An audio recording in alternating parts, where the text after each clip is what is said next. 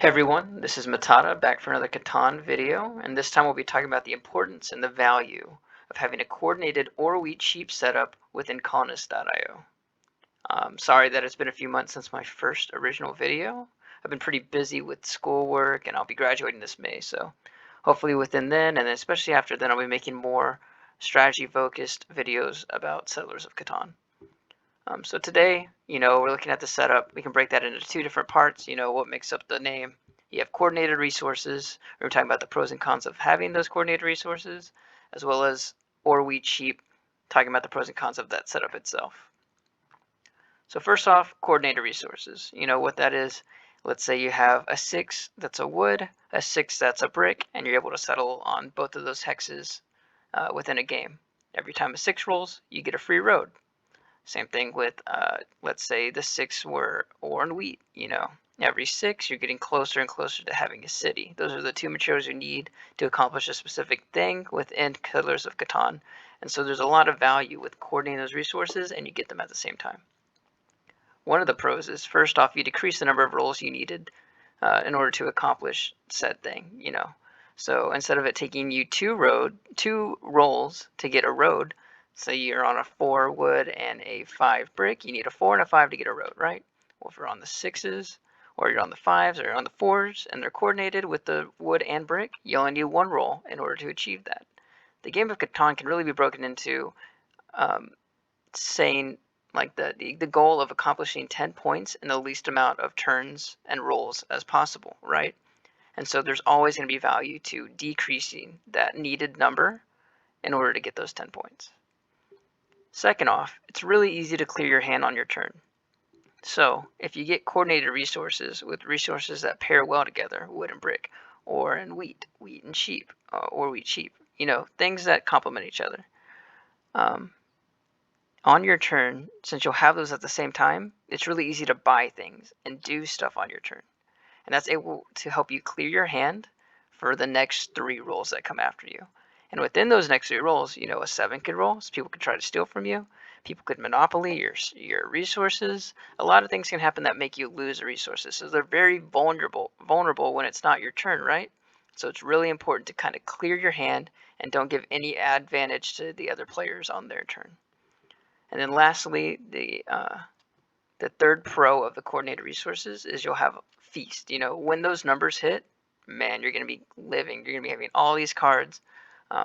And so every 6, you're just like in for a big payday. And that's really fun to have a lot of cards. Now the cons and disadvantages of coordinated resources. First off, I think you have limited trading partners. So oftentimes when I'm analyzing a board, right, I see that I have a 5 wood, let's say, and somebody else has a 5 brick. We know that every time a 5 hits, I'll have wood, I need brick. They'll have brick, they need wood. And so that kind of creates relationships within the game. That's things I look for, like who's going to be placing on that? Can I trade with them? And it'll be a good relationship. Whenever you have both those resources, you don't really need that trading partner, right? And also, they know that you don't need that trading partner. And so that's really limiting some of the relationships that can really have a big advantage on helping you progress through the game. And second disadvantage is you often have to 7 out. And so although you can clear your hand on your turn, there's 3 other turns that come before you. If those numbers go crazy the turns before, and then there's 7 rolls either on your turn or right before it, you have to lose half your hand, right? And so that will more than likely happen a lot if you put a lot of production specific on one specific number, right? And so coordinated resources, you have a lack of number diversity. And with that comes famine. So as we said before, if your numbers hit, you win a lottery. But if they don't, you're just out of luck, right? You're not going to be having very, very little resources. And there's not much you can do when you have nothing to trade with, nothing to work with at all, right? And so there is a risk that comes from coordinated resources. But now we can look at the pros of the or wheat sheep setup in itself. And this will be very brief because, the value that comes with OWS strategy, I could talk 40 minutes about, right?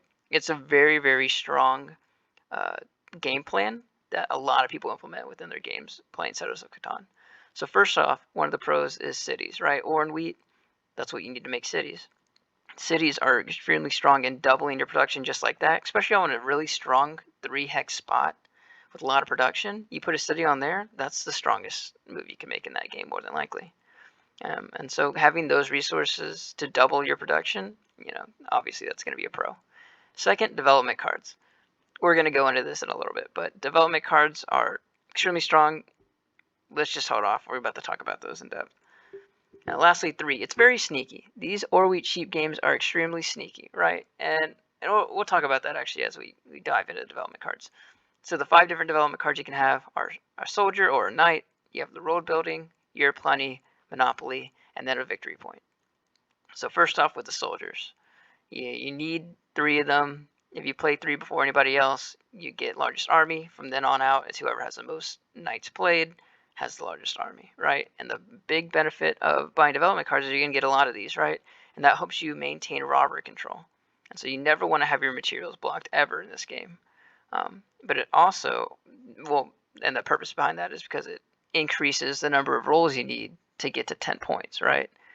Whereas by having knights, you limit that distraction, but you also keep other players from getting to their 10 points, right? Because you're blocking them. So not only does it increase or decrease, so to say, the number of rolls you need to get to 10 by not increasing it, but it also increases the number of rolls these other players need in order to get to 10. Second, with the road building, so just by only having ore wheat sheep, you're able to often compensate for the lack of wood and brick that you don't have, or any other material you don't have, right? And so road building, prime example, 2 free roads just like that. That's 2 brick, 2 wood that you basically get for free to build roads. That's really, really important, is that if you focus on and I'll state this again later, but if you focus on just wood and brick, it's very, very hard to make up for the lack of the other resources. Whereas if you play just ore wheat sheep, it actually is very plausible and actually was more than likely very easy to do towards the end of the game. Also goes with your plenty. You get a free road right there, free settlement basically, just making up for the brick and the wood that you don't have. Or if you have a great port, then your plenty can be used for whatever, just any 2 resources you want. And then monopoly as well, another way of just getting resources that you don't have or just stealing the resources from other people. And then lastly, victory points. And so one of the biggest strengths of development cards is that your plan is to always buy these constantly with the ore wheat sheep setup, and you'll be getting these victory points. And these victory points are mainly the reason why I say sneaky in the last slide, right? It's down, no one sees it, no one can really tell if you have more points than what shows on screen, right?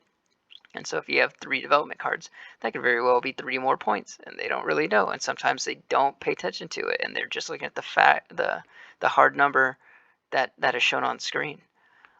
And another thing with the soldiers, right? You could be having 2 soldiers or knights played.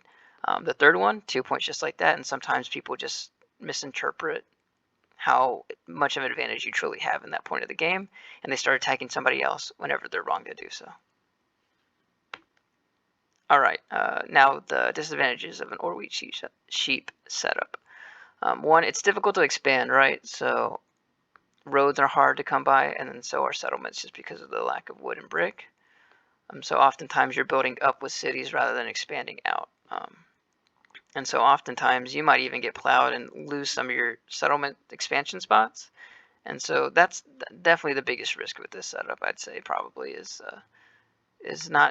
making sure you have enough room to get to 10 points. You can't really, it's really tough to get there with only 2 cities and no settlements anywhere else to city up as well, Second off, it requires some fate and luck just because you're drawing blindly from the deck of development cards. That's why I say that. There's a few games where I think I bought like 11 development cards, and 9 of them were knights. And it was like a road building and like a year of plenty or not. And no victory points, right? And so you really, to get to 10 quicker than everybody else, you need some luck with getting like a strong monopoly card or getting some of those victory points. And then 3, it's sometimes too weak on some boards, right? And so you shouldn't be like, all right, every time I play this game of Catan, I'm doing an ore wheat sheep setup every single time. Whereas sometimes if you lay out the board, you got a 2 on ore, a 3 on ore, a 4 on ore, and that's it. It's pretty weak. And so with having one of those, either wheat, sheep, or being extremely weak, it makes it very difficult to implement this type of strategy, because you're just being able to buy less development cards at the end of the day, or having less production to build up your cities, right? And then once you get the city, all right, cool, you got a city on a 3. Um, where when the 3 hits, it's great, but it probably won't hit that much, right? And so this strategy cannot be used every single time. Your strategy and game plan needs to be adapted to the game board. Hey guys, I just wanted to cut in here real quick and say, if you're looking for customized Catan game pieces, look no further than going to Mystic Studios shop on Etsy.com. They did a fantastic job making these personalized pieces for me. I was able to pick the color, the golden speckles, add my last name. You're even able to add your team logo if you want. They did a crazy amazing job, and the pieces are extremely high quality. So if you're looking, please go to the shop, input code MATA20, and you can get 20% off your order. Thanks. Alright, so here's some gameplay of just a random very fast lobby within colonist.io that I played in. So all these people that I'm playing against here are just random people that I picked up with. And one of the main parts that I do very fast games is that I feel like I can get a lot of games in a short amount of time, and it helps me figure out placement. So I get a brand new board every time. That's the most challenging part, I think, in my opinion, of Catan, but also the most interesting and fun parts. Here I picked first. I went for the 9, 10, 5, ore, and sheep over on the left-hand side. You know, again, very fast game. Not that much time to think about it. I think this is a solid pick, primarily because there's a lot of wheat outs where I can just play a straight ore wheat sheep game, as well as I just give myself the second best sheep and the best ore combination together currently. And also, if that sheep port isn't blocked, which you see now that it was, I think that gives me even more outs by getting on another strong sheep somewhere, and just using that port to make up for maybe if I don't have another resource such as wheat, which is what I'm probably most concerned about not picking as first position. So you got a lot of interesting picks here for the next 2, 3, 4. I think you can't really go wrong with that second pick, with the 6 ore right there. However, I'm not sure if red, I agree with that pick entirely, just because, you know, you really want to get a 3 hex spot, a little bit more production. I understand going with the strongest wheat is really beneficial, but there's stronger wheat elsewhere as well. So I'm not really sure exactly if that's the strongest position, because what kind of sets up with that next, right? It would probably be like the 11, 9, 3. You get all the resources, strong ore wheat sheep, and able to expand some spots. But they instead decide not to take any brick. Strong sheep though, and coordinated sheep with wheat, and then coordinated wheat with ore. So they also understand the value of coordinated resources. However, right here, I'm just absolutely shocked that this 9, 10, 5 is open for me. I mean, come on, that's 11 more points of production, picking 8th. I don't think that should ever really happen in a board. I'm even actually considering the 11, 3, 9 right here, and then expanding on the 9, 5, 10, just because I think it's open. But come on, that's a little risky. Why not just go for it? I'm pretty sure that I'm going to win this game, just because my setup is so strong and everything is coordinated for ore wheat sheep. It's literally the perfect combination of ore wheat sheep that anyone could ever ask for. And so I'm pretty excited. I'm feeling pretty confident. And hopefully that 9, 5, and 10s roll. And spoiler alert, I do win this game. However, 5 I think was only rolled 1 time the entire game. So that shows a little bit of bad luck, but also good luck with my 9 and 10s. So right here off the bat, one of the things I'm most worried about is 7ing out, because I only have 3 numbers. You know, number diversity isn't that strong, which means I'll be getting either feast or famine. And so whenever I'm almost at 7 cards there, I want to buy the development card just to kind of empty my hand a little bit, just because I don't want to 7 out. I don't know if that's the right play or not. I really don't know if anyone would block me. And let's say they do block me somewhere. How strong is that block? It's not very effective here. Just because, you know, you can't block all my ore, you can't block all my sheep, you can't block all my wheat, right? And so buying another development card eventually in the future probably isn't that difficult to do. But you know what? We just blinked here, guys, and we are falling behind quite a bit. I mean, orange already settled. Oh my God, blue already settled, red already settled. So now I'm thinking, man, maybe this isn't such the best idea, right? But no, we got to stay confident, right? We got to stay confident with the strategy, or we cheap only. And hopefully my numbers will start rolling. But yeah, that's another thing. You may feel you're at a huge disadvantage. You might be very frustrated with a setup like this, just because it seems like you're not doing a lot. You know, you're not building, you're not expanding, you're not getting all of these different spots out on the board. Um, and it's strange that this board is so wide open, right? Because of these spots over on the coast and out of uh, out of the middle of the board, that it's just inviting you to get some wood and some brick and kind of get some of these bigger spots like the 9-11-3 or even this 4-11-8-3. So many different spots that, you know, you wish you could kind of take. But that's not our plan here. We will not be building very many roads. But luckily my numbers start finally rolling, and I have a city in hand as long as a 7 doesn't roll. If 7 does roll, I'll probably try to steal from red to try to get an ore from them. So I'm just praying here. Okay, no 7. I think it's definitely the right move to city up here and to city up the 9-10-5. However, yeah, see, without jumping the gun, I want to try to trade and do a city and a development card in one turn, flush out my hand even more. But, you know, can't complain with the city. That's definitely the right spot to go, just because you want a better ratio of ore to wheat. Ideally, you want, you know, 5 points of ore, 4 points of wheat, 3 points of sheep in one given spot. With this setup, we have 8 points of sheep, 7 points of wheat, and 7 points of ore. And so, you know, that's just crazy strong. I think that's incredible. I don't think I'll ever see a setup like this ever again. It's very rare. But of course, I get blocked here now. I have the city. I finally caught up. You know, our panicking of everyone getting settlements and roads before us is now relieved, because now I think we're close to being unstoppable. I'm not sure about that block on orange from blue at all. I'm not really sure what they were thinking there, except trying to fish for a brick or some kind of card. Watching back, I wasn't really paying attention, but I'm sure they're trying to get a specific card. But still, why block there instead of our 5 sheep, maybe, you know? And now here I'm just trying to trade for a development card, you know? That's my biggest fear, is having, see, already at 9 cards now. It's very easy to go above 7 and have to lose half our hand.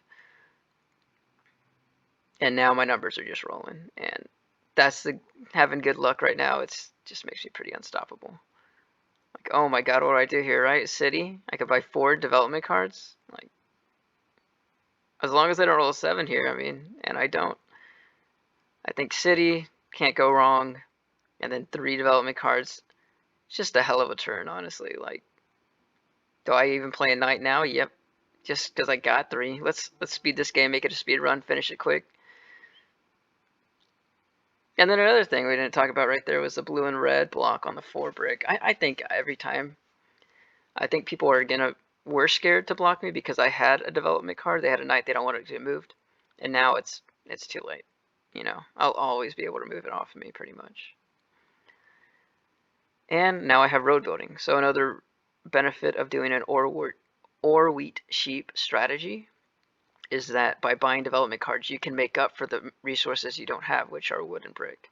Whereas if, let's say, you do a strong wood and brick strategy, you can't necessarily help make up for the lack of ore and wheat unless you get to like a port and have a lot of production in one of those resources. But by buying development cards, you got Year of Plenty, you got Monopoly, you got road building, and that can very easily make up for lost resources. And so here I'm sure, yeah, I'm trying to trade for a settlement so I can use my road building. I'm sure everyone here thinks I'm trying to build just a road, right? But I'm willing to just give whatever, honestly, at this point, because I think it's in the bag. I got lucky with the 5s and 10s and no 7s, making me lose my hand. And so I'm really not scared of anyone else in this game. I'll just trade whatever pretty much to get the 10. I'm pretty focused on myself at this point. And so I had the decision of either going to the 1139 or the 912 wheat port. I think since I didn't get that trade with the tree originally before I was almost running out of time, I think wheat port's definitely a decision because it's not contested. And I also think it was pretty cool to not try to get more resources besides ore wheat sheep, and so just settling over there on the 912. I thought, I'll keep it without ever getting a brick or a tree, but of course the 12 hits right away, so that helps a lot. But now let's say I settle on the 5 wheat over there, which I can't now, but let's say I were to get there. I'd get 2 sheep and 3 wheat every 5, and 2 of those wheat I can convert to an ore, so every 5 I get another development card. And that was kind of my idea of why I think the wood port's so strong, especially the 911-3 doesn't do me as much, So here, very lucky that the 7s tend to only roll whenever I don't have over 7 cards, so pretty fortunate on my part. And then there, I just flush out my hand some more. Build a road, why not? Set up another settlement. Or even take along this road, I get another road building, build another road. You never know. That's the beauty of the development cards, right? That gives you a lot of options on how to get to 10 points throughout the middle of the game. Things change in the middle of the game, your game plan might change a little bit, but development cards help you adapt. So who's my strongest competitor right now? Really no one, except for possibly if blue can get a city up quickly. But come on, look at my hand, especially now. I've just got really, really lucky with how many 9s and 10s were rolled this game. But again, only 1 5 was rolled. So here, I can either city up or buy some more development cards. What do I do? Looks like...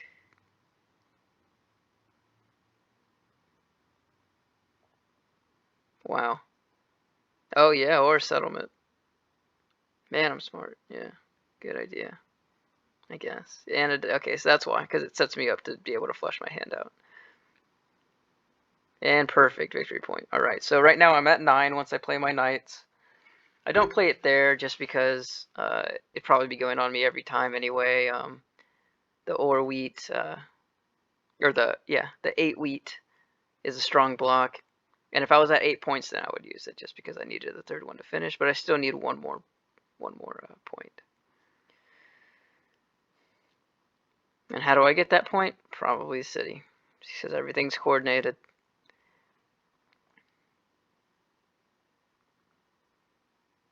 No point in trading anybody at this point. And it's so sneaky, right? This is a prime example of why I said it was sneaky earlier.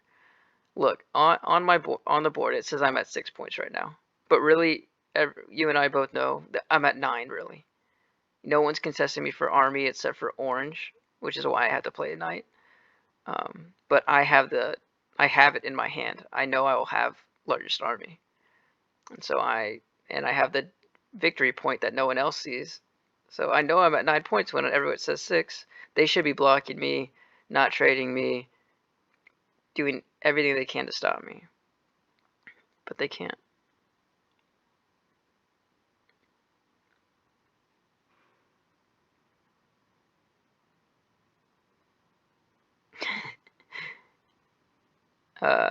Normally with the very fast games, you're not on voice chat, you're just typing. No one's going to respond. And so by tracking, I guess I thought orange had an ore. I'm not sure about that at all, but it doesn't matter because my 10 rolled, dropped the city. Now let's just flush my hand out, make a fun road. I know I win on my next turn no matter what. And so as long as a miracle doesn't happen for another one of these players, the game's just over.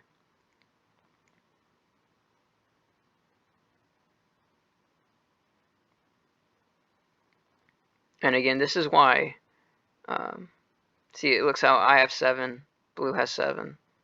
But production-wise, I have so much more production than blue. My 7 is without the largest army. Blue's 7 is with longest road. So those are just other key things that, you know, you tend to look at whenever you're determining who should we be robbing, who should we be blocking and stopping from winning the game, who's the closest to winning. Me, I'm a turn away from winning.